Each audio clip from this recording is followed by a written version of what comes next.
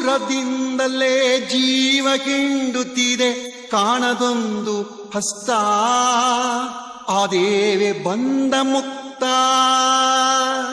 ದೂರದಿಂದಲೇ ಜೀವ ಹಿಂಡುತ್ತಿದೆ ಕಾಣದೊಂದು ಹಸ್ತ ಆ ದೇವೆ ಬಂದ ಮುಕ್ತ.